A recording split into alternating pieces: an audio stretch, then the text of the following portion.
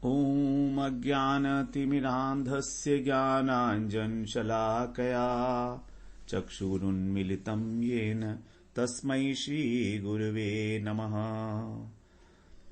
वन्देऽहं श्रीगुरो श्रीयुतपदकमलं श्रीगुरून् वैष्णवांश्च श्रीरूपं साग्रजातं सहगण रघुनाथान्वितं तं सजीवं साद्वैतं सावधूतं परिजनसहितं कृष्ण चैतन्यदेवं श्रीराधाकृष्णपादान् सहगण ललिता श्रीविशाखान्वितांश्च तमादिदेवं करुणानिधानं तमालवर्णं सुहितावतारम् अपार संसार समुद्र सेतुं भजामहे भागवत स्वरूपम्।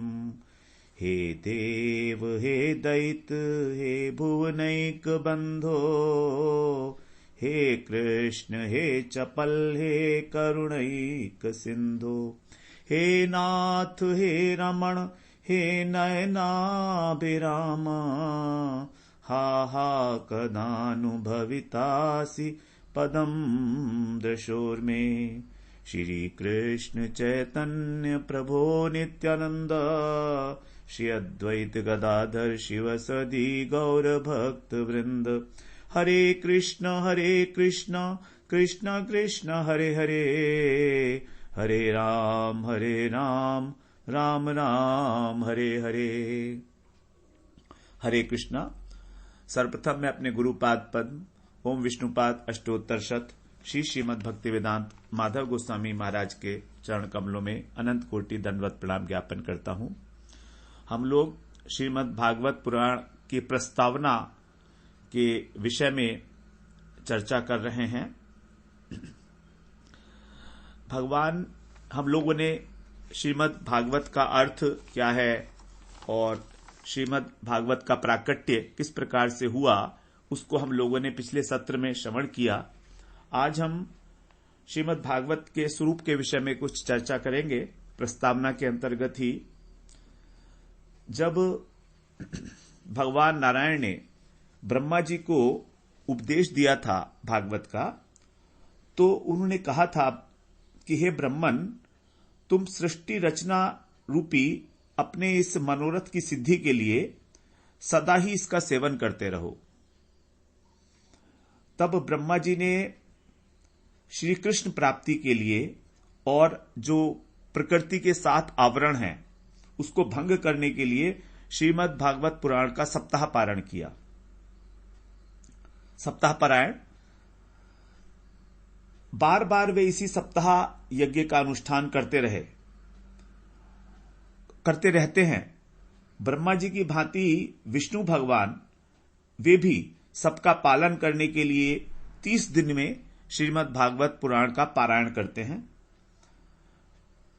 और जब भगवान विष्णु स्वयं जिस समय वक्ता होते हैं तो लक्ष्मी जी बड़े प्रेम से उसको श्रवण करती हैं।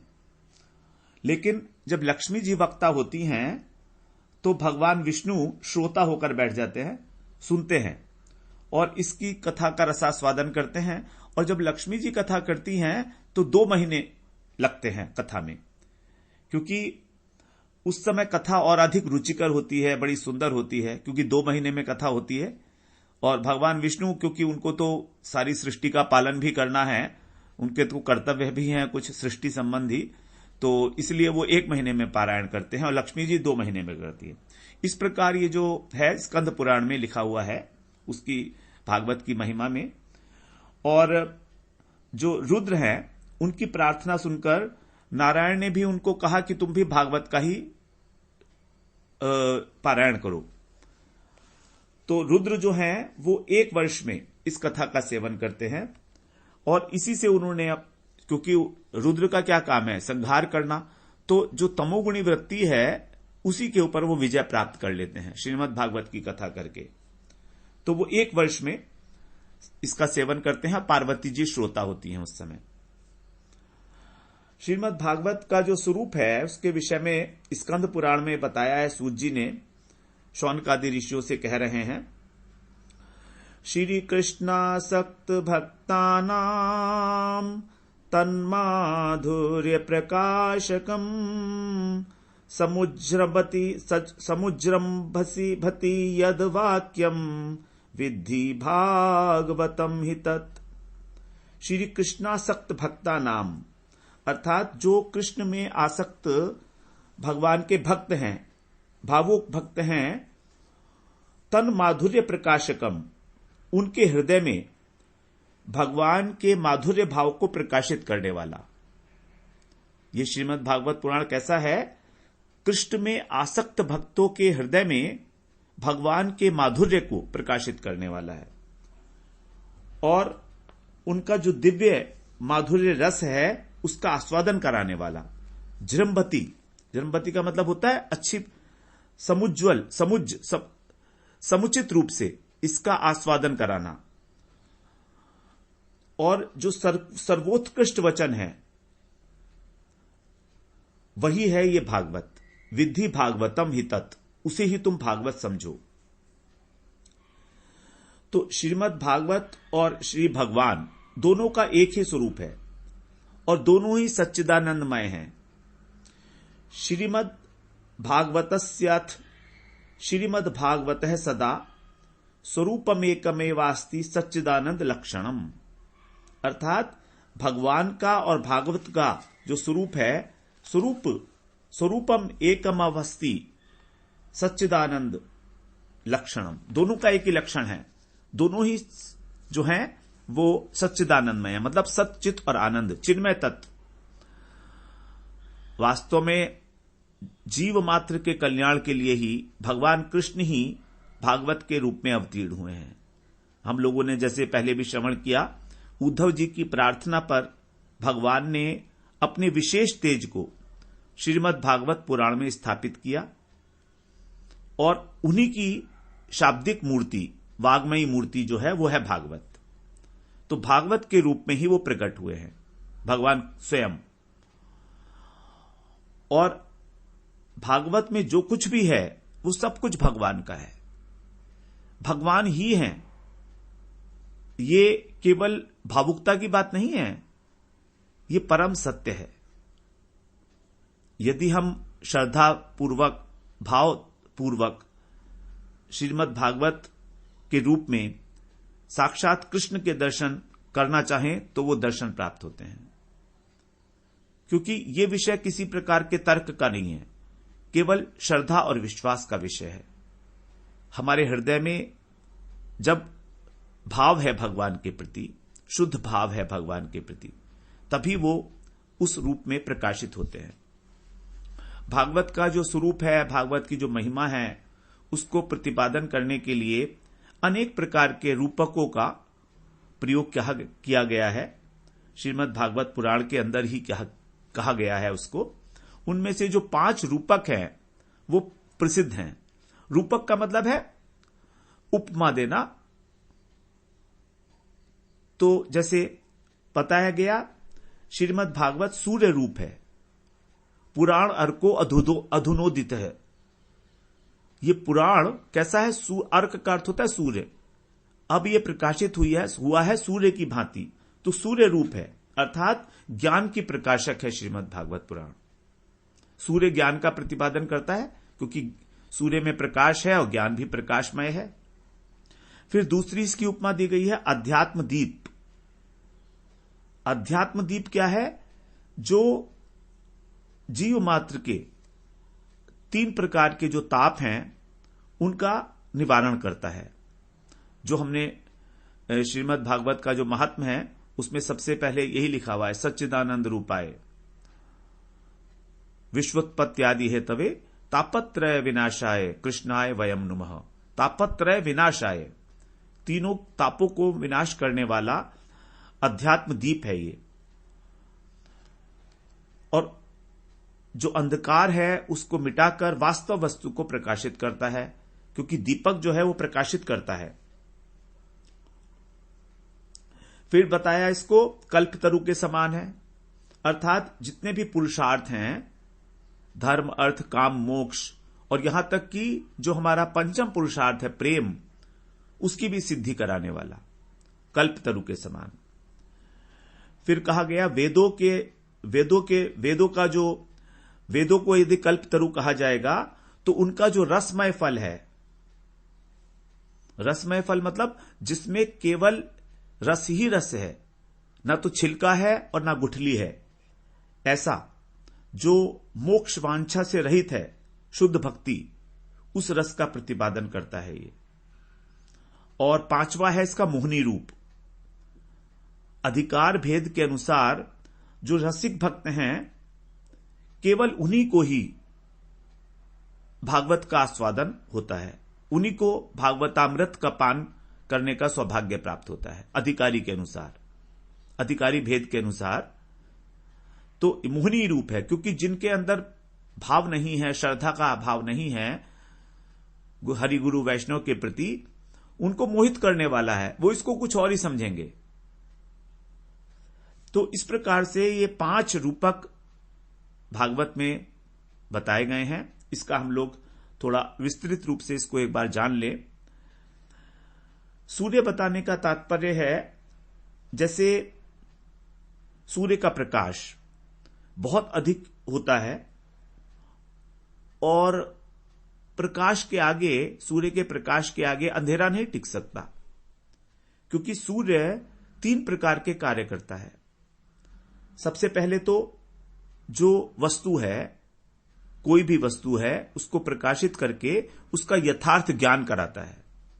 वो वास्तव में वस्तु क्या है हम उसे देख पाते हैं एज इट इज।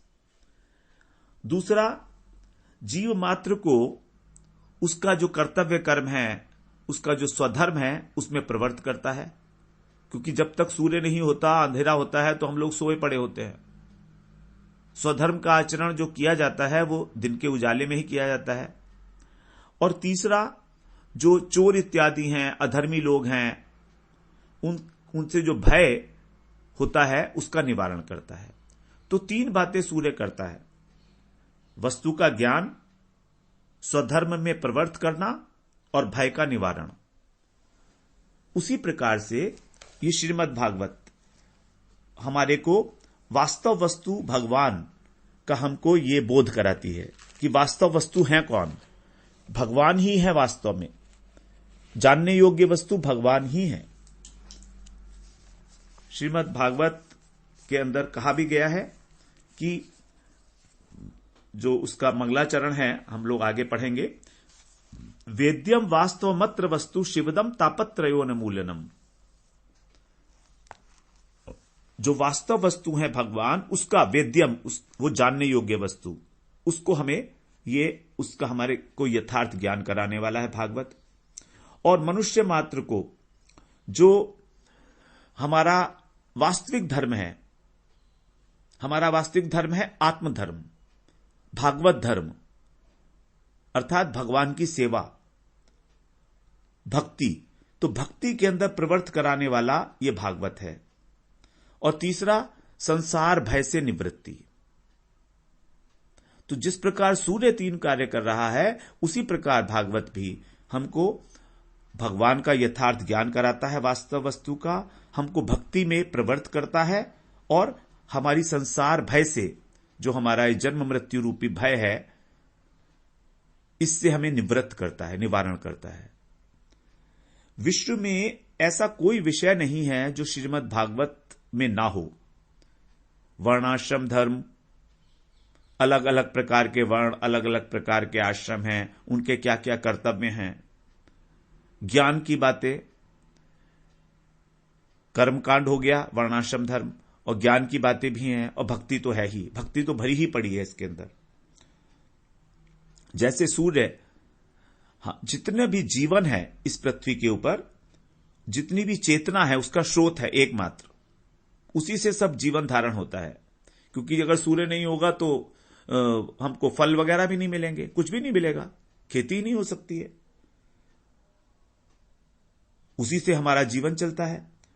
तो उसी प्रकार जो भागवत है वो संपूर्ण ज्ञान, संपूर्ण इतिहास, नीति, कर्तव्य, भजन पद्धति, इन सब का एकमात्र स्रोत है। कहा गया है विद्यावताम भागवते परीक्षा, विद्या की जो अवधि है वो भागवत में ही है। विद्या अपनी पराकाष्ठा को पहुंचती है भागवत के अंदर, श्रीमद् भागवत पुराण में। दूसरा इसका तुलना दी गई है, उपमा की, इसका रूपक दिया गया है, उपमा दी गई है अध्यात्म दीप से।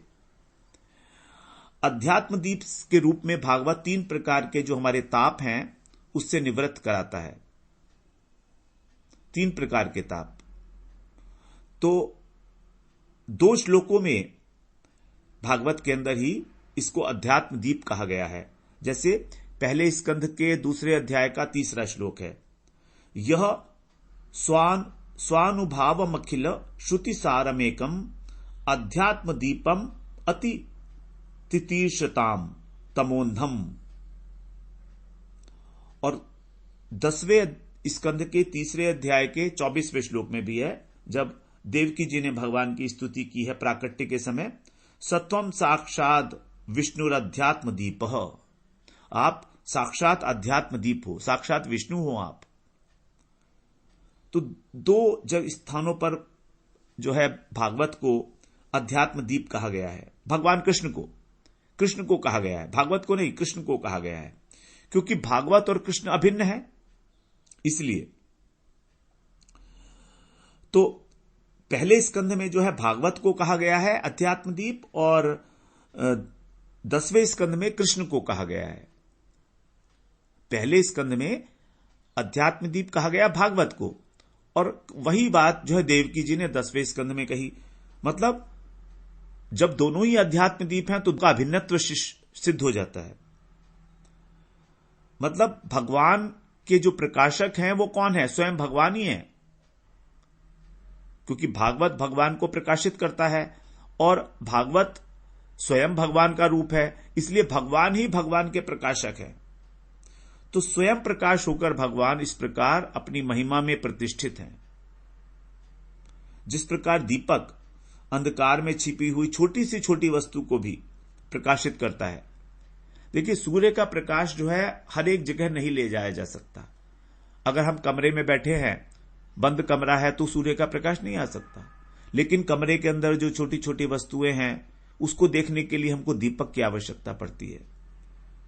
तो उसी प्रकार हमारे हृदय के अंदर जो छुपे हुए हमारी मनोवृत्तियां हैं, जो हमारे दोष हैं, जो अनर्थ हैं, जो अपराध हैं, उन रहस्यों को भी उद्घाटित कर देता है भागवत। हमें यह समझ में आ जाता है कि हमारे दोष क्या हैं, यह हम भागवत से ही समझ सकते हैं। अध्ययन करते करते ही हमें अपने दोषों का एहसास होने लगेगा। इसीलिए कहा गया इसको अध्यात्म दीप। अध्यात्म के मार्ग में, परमार्थ के मार्ग में जो चल रहा है उसको ये प्रत्येक पग पर रास्ता दिखाने वाला है कि कहीं पर ठोकर ना लग जाए। दीपक छोटा सा होता है, लेकिन चाहे हमारा रास्ता कितना ही अंधकारमय हो, हमको पार करा देगा। दीपक की जो प्रकाश है वो बहुत दूर तक नहीं जाता, लेकिन उतनी दूर तक जाता है जितनी दूर तक हमें चलना है। तो हमें आगे के 3 कदम 4 कदम दिखाई दे रहे हैं, आगे का रास्ता। उसी प्रकार से और छोटी छोटी वस्तुएं जो पड़ी हुई हैं रास्ते में, जो बाधाएं हैं, वो हमें दिखाई दे जाएंगी। और बाधाएं क्या है? हमारे अनर्थ जो हमारे हृदय में छुपे हुए हैं, रहस्यमय, जिनकी हमें जानकारी ही नहीं है, उनको उद्घाटित कर देता है यह भागवत। इसलिए इसको कहा गया अध्यात्म दीप। फिर कल्प वृक्ष के समान है। अब संसार में चाहे कोई विषय भोगों की कामना करे, चाहे मोक्ष की कामना करे, चाहे सिद्धियों की कामना करे, सभी प्रकार की कामनाएं भागवत से पूरी हो जाती हैं। यह भागवत का मुख्य फल नहीं है। भागवत का मुख्य फल तो कृष्ण प्रेम है, लेकिन यह गौण फल है भागवत का। अकामः सर्व कामो वा मोक्ष कामो उदारधि त्रिवेण भक्ति योगेन यजेत पुरुषम परम। अकाम है जो निष्काम है, अथवा सर्व काम, जिनके अंदर कामनाएं भरी पड़ी हैं, भंडार है एक के बाद एक, और मोक्ष काम जो मोक्ष की कामना करते हैं, ऐसे लोग क्या करेंगे? त्रिवेण भक्ति योगेन यजेत पुरुषम परम। सभी लोग जो है तीव्र भक्ति के द्वारा जब भगवान के भजन करेंगे तो उनको उसकी प्राप्ति हो जाएगी। उदारधी, उदारधी का अर्थ है बुद्धिमान। श्रीधर स्वामीपाद ने अपनी जो उनकी भावार्थ दीपिका टीका है उसके अंदर कहा है कि भागवत कल्प वृक्ष के समान है और ओम जो है प्रणव वो ही इसका अंकुर है। श्री नारायण इसके बीज हैं, क्योंकि श्री नारायण ने ही सबसे पहले नारद जी को चतुश्लोकी भागवत का उपदेश दिया था, तो जिनसे ये कल्प वृक्ष उत्पन्न हुआ है। 12 स्कंध और 18,000 श्लोक, तो 18,000 जो श्लोक है इसके 12 इसकी शाखाएं हैं, 12 स्कंध जो हैं और 18,000 श्लोक जो हैं इसके पत्ते हैं इस वृक्ष के, कल्प वृक्ष के। तो इस प्रकार से ये पुराण सम्राट है। क्या है ये? पुराण सम्राट, पुराण शिरोमणि, श्रीमद् भागवत पुराण। तो कल्प वृक्ष इसको कहा गया। रूपक इसका एक चौथा इसका रूपक था कि ये पका हुआ फल है, रस रूप। निगम कल्प तरोर गलितम फलम शुक मुखाद अमृत द्रव संयुतम। निगम कल्प तरो गलितम फलम, निगम का अर्थ है वेद। तो वेद जो हैं वो कल्प तरु की भांति हैं, कल्प वृक्ष की भांति हैं। उनका गलितम फलम, उनका जो रसमय फल है पका हुआ, वो पका हुआ फल गुरु परंपरा से पृथ्वी पर प्रकट हुआ और शुक मुखाद अमृत द्रव संयुतम, इसका आस्वादन सबसे पहले शुकदेव जी ने किया। उनकी कृपा से फिर वैष्णव के मुख से ही इसका आस्वादन करना चाहिए। शुक मुखाद अमृत द्रव संयुतम, इसमें अमृत मिला हुआ है क्योंकि शुकदेव जी के मुख से निसृत हुआ है। तोते का एक स्वभाव है कि वो केवल मीठे फल पर ही चोंच मारता है।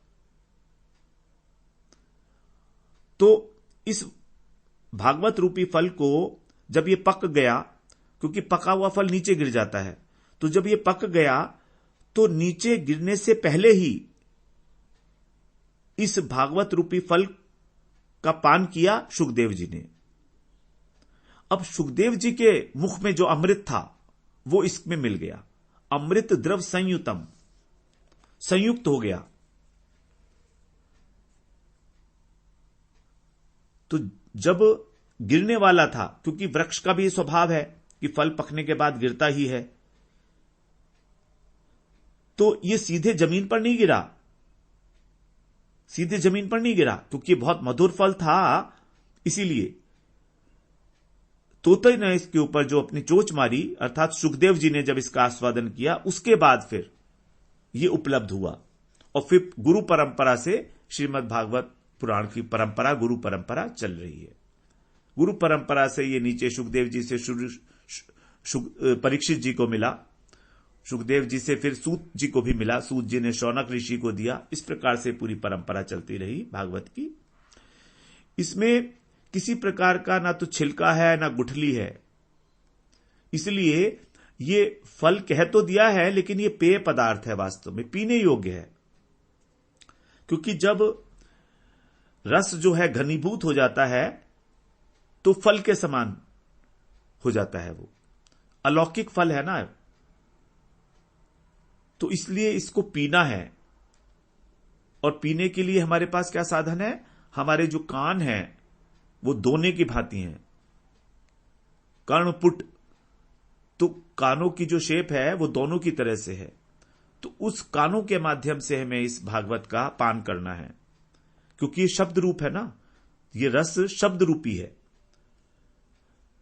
तो भागवत कथा रूपी रस को हम कानों के माध्यम से पिएंगे और तभी ये हमारे हृदय में उतरता है।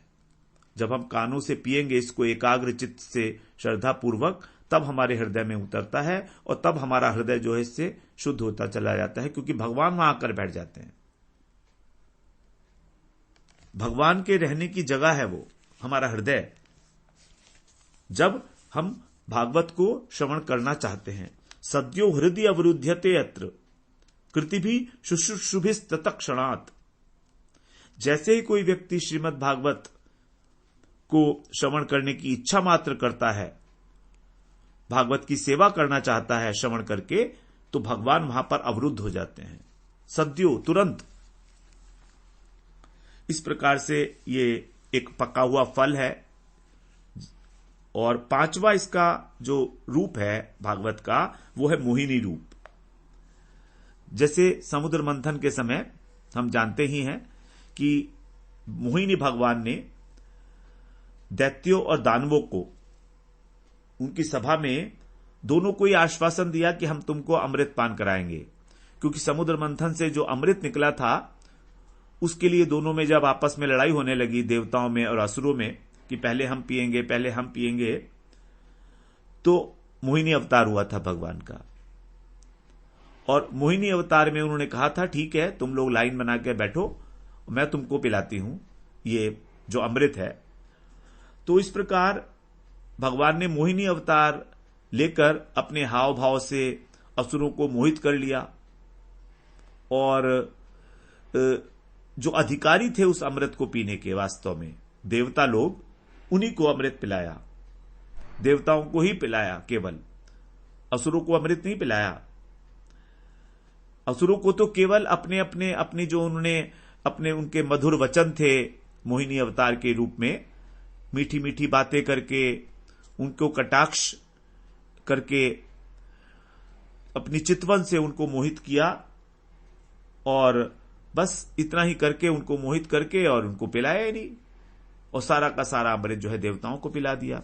उसी प्रकार से जो श्रीमद् भागवत है, ये भी जो रसिक भक्त हैं भगवान के, जो वैष्णव भक्त हैं, शुद्ध वैष्णव हैं, वही इसकी माधुरी का, इसकी रस माधुरी का पान कर सकते हैं। ये योग्यता है भागवत पुराण की श्रवण करने की, अन्य लोग नहीं करेंगे।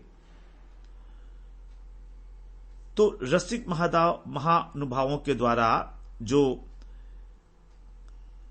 कथाएं हैं, जिन उनके मुख से जब निकलता है वो, तब इस गूढ़ तत्व का जब वो परिवेशन करती हैं तो इसका आनंद अलग ही होता है। वो कहा गया है इसमें कि श्रीमद् भागवत पुराण का हमें किस प्रकार आस्वादन करना चाहिए, क्योंकि भागवत पुराण का जो तात्पर्य है वो है भगवान का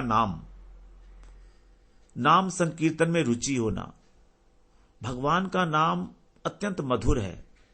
अभी हमें उसका एहसास नहीं हो रहा है, हमारा हृदय शुद्ध नहीं है, लेकिन जब थोड़ा सा भी यदि हमारा हृदय शुद्ध होने लगेगा तो भगवान के नाम में जो आनंद है वो बताया नहीं जा सकता।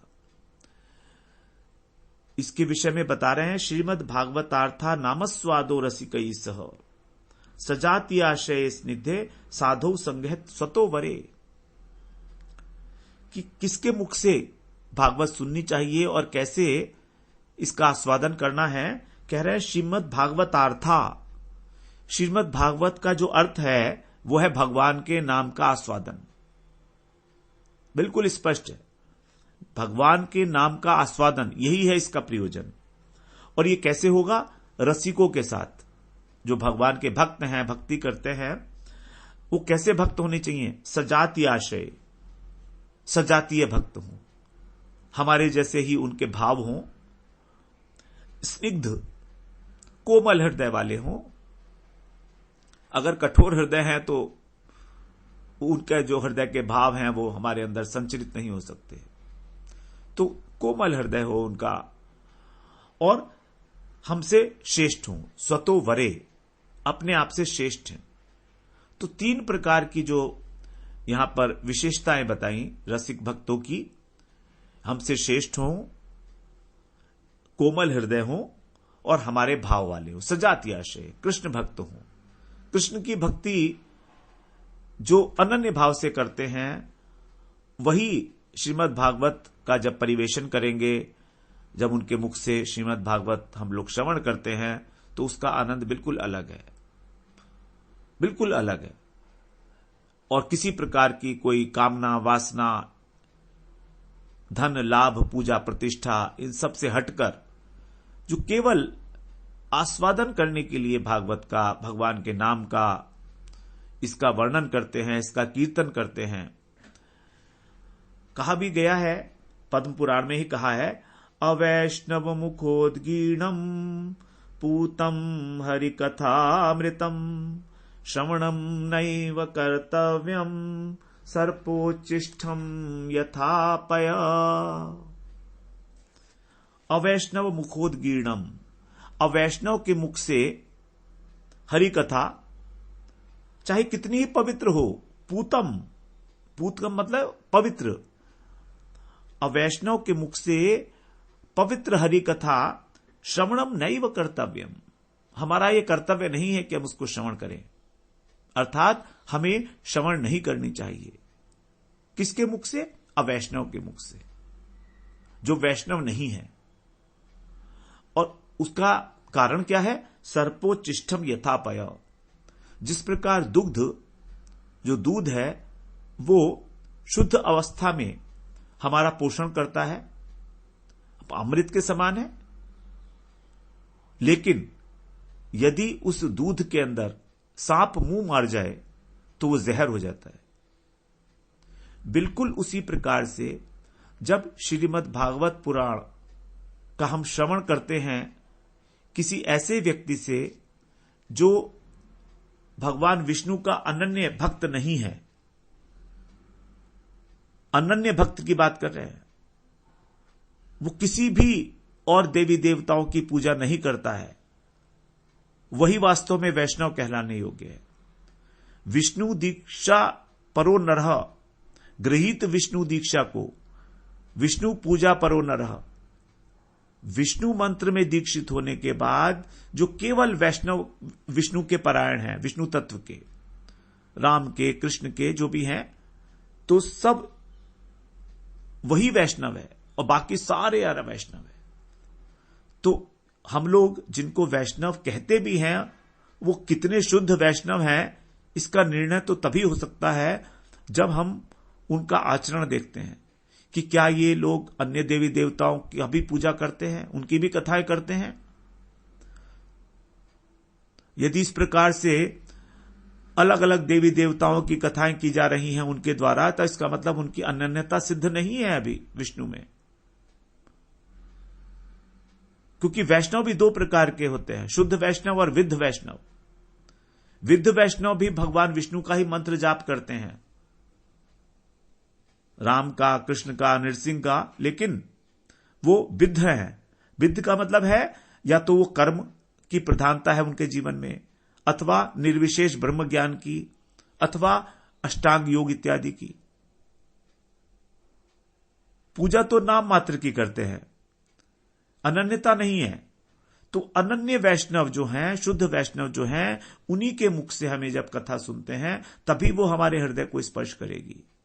क्योंकि वक्ता के हृदय का जो भाव है वो श्रोता के हृदय को छुएगा, संचरित होगा। और यदि वक्ता पूजा प्रतिष्ठा, लाभ, धन कमाने के लिए या अपना सम्मान चाहने के लिए कथाएं कर रहा है, तो वही भाव जो है श्रोताओं के हृदय में आ जाएगा।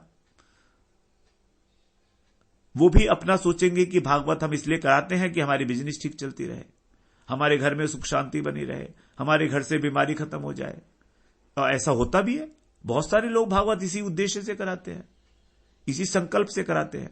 तो ठीक है, उनको उनका फल मिलता है। अकाम है सर्व काम हुआ मोक्ष काम उदारधि, मिल तो मिले, फल तो मिलेगा, लेकिन अभीष्ट फल नहीं मिलेगा, कृष्ण प्रेम नहीं मिलेगा। It is one of the rarest thing in the world. Krishna प्रेम तो भाई उन्हीं को मिल सकता है जो बिल्कुल पूरे के पूरे भगवान के प्रति समर्पित हैं। भगवान कृष्ण को कोई भी किसी भी प्रकार का अन्य किसी से प्रेम सहन नहीं होता है। बड़े इकलौता प्रेम करने वाले हैं वो, एकांगी, एकनिष्ठ, एकांतिक। तो इस प्रकार से श्रीमद् भागवत की जो टीकाएं हैं वो वैष्णव आचार्यों के द्वारा लिखी गई हैं, उन्हीं का हमें अनुशीलन करना है और हम करेंगे। जैसे श्रीधर स्वामी पाद है, उनकी श्रीधरी टीका है, उसको भावार्थ दीपिका नाम है, उसका श्रीधरी टीका भी बोलते हैं। उसी प्रकार जो हमारे षड गोस्वामी श्री जीव गोस्वामी हैं, उनकी वैष्णव तोषणी टीका है, और विश्वनाथ चक्रवर्ती ठाकुर उनकी सारार्थ दर्शनी टीका है। तो ये 3 टीकाएं जो हैं मेन है, जिसका हम लोग आश्रय लेंगे यहां पर आगे चर्चा करते हुए, जहां पर भी कहीं आवश्यकता होगी। और महाप्रभु ने जो श्रीधर स्वामी की जो टीका है भावार्थ दीपिका, उसको स्वीकार किया है, और ये टीका नरसिंह भगवान की कृपा का प्रसाद है। इस बात को श्रीधर स्वामी ने स्वयं स्वीकार किया है कि ये केवल जो है भगवान की कृपा है, नरसिंह भगवान की। इसीलिए उसके विषय में कहा जाता है, व्यासो वेत्ति शुको वेत्ति राजा वेत्ति न वेत्ति वा श्रीधर सकलम वेत्ति श्री नरसिंह प्रसादतः।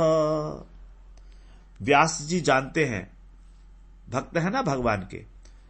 सुखदेव जी जानते हैं, राजा परीक्षित ने श्रवण किया, वो जान पाए या नहीं जान पाए ये पता नहीं, संशय है। श्रीधर सकलम वेत्ति, श्रीधर स्वामी जो हैं वो अच्छे प्रकार से जानते हैं। सकलम वेत्ति श्री नरसिंह प्रसादतः, श्री नरसिंह भगवान की कृपा का उनको नरसिंह भगवान की कृपा मिली है, कृपा प्रसाद मिला है उनको वहां पर। तो जीव गोस्वामी की जो टीका है वैष्णव तोषणी टीका, वो 10वें स्कंद पर है। वास्तव में जो मूल टीका है वो तो सनातन गोस्वामी पाद के द्वारा लिखी गई थी। सनातन गोस्वामी ने फिर उस अपनी लिखी हुई टीका को संशोधन करने के लिए, उसका परिवर्धन करने के लिए अपने भतीजे को, जो जीव गोस्वामी भी हैं उनके भतीजे भी हैं और उनके शिष्य भी हैं। तो क्योंकि इनके जो छोटे भाई थे अनुपम, उनके पुत्र हैं जीव गोस्वामी, तो जो शिष्य भी हैं इनके श्री जीव गोस्वामी, उनको दे दिया गया कि तुम इसको थोड़ा और एक्सपेंड करो या इसको संशोधन करो, संक्षिप्त करो, जैसे भी जहां पर प्रसंग हो। तो जीव गोस्वामी ने यह बात स्वयं स्वीकार की है अपनी टीका में, और जीव गोस्वामी ने इसीलिए इसको नाम दिया है लघु वैष्णव तोषणी टीका, लघु वैष्णव तोषणी टीका। इसके बाद फिर श्री विश्वनाथ चक्रवर्ती ठाकुर ने जो है सारार्थ दर्शनी टीका लिखी है। तो विश्वनाथ चक्रवर्ती ठाकुर को रूप गोस्वामी का जो है आवेश अवतार माना जाता है, रूप गोस्वामी का। तो रूप गोस्वामी की जो विश्वनाथ चक्रवर्ती ठाकुर की जो टीका है वो बड़ी इंपॉर्टेंट है, और श्रीधर स्वामी की टीका और जीव गोस्वामी की टीका, ये 3 प्रकार की जो टीकाएं हैं, इनका हम लोग स्थान स्थान पर जहां पर भी आवश्यकता होगी हम उसका अनुशीलन करेंगे। और ये आज हम लोगों ने चर्चा किया कि भागवत का स्वरूप क्या है। अब हम अगली बार जो श्रीमद् भागवत का जो प्रतिपाद्य विषय है उसके विषय में चर्चा करेंगे, उसकी जो विषय वस्तु है।